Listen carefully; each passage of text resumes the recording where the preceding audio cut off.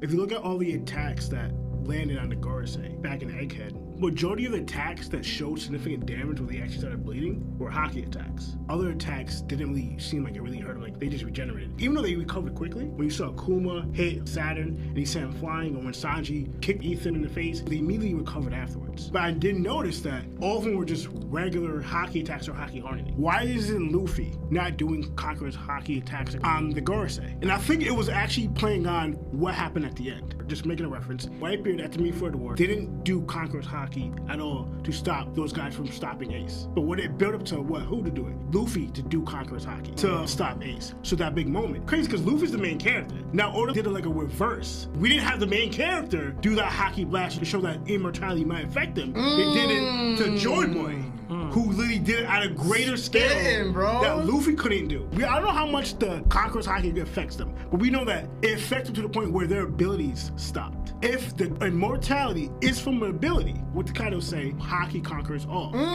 So pretty much it doesn't matter even if they're immortality. Alright, what hurt Kaido? He's known for not being taken out, or you can't kill him. But we find out what could do heavy damage, or what could actually take him out. It's Conqueror's hockey. And it makes sense because you start thinking of Luffy just fought one of the biggest bad people during the time of One Piece. Who's a comp level that's gonna measure up to Kaido? Overall, hockey-wise, durability, whatever. Or it's just, no, I can't think of anything, so immortality to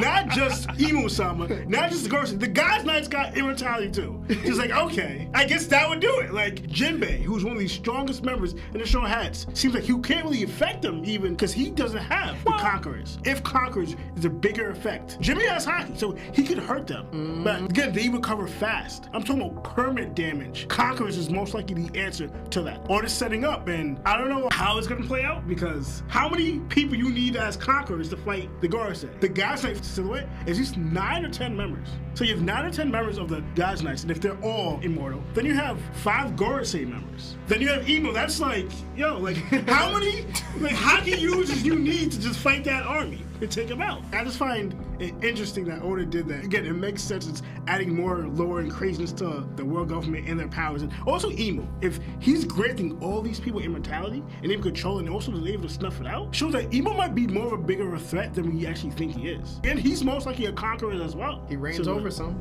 Oda always goes extreme, and he's always thinking, how am I gonna top this? How am I gonna top some way that's make it more ridiculous? Not just the Gorosei, the God's Knights, what? We didn't think of that. I just thought it was pretty dope.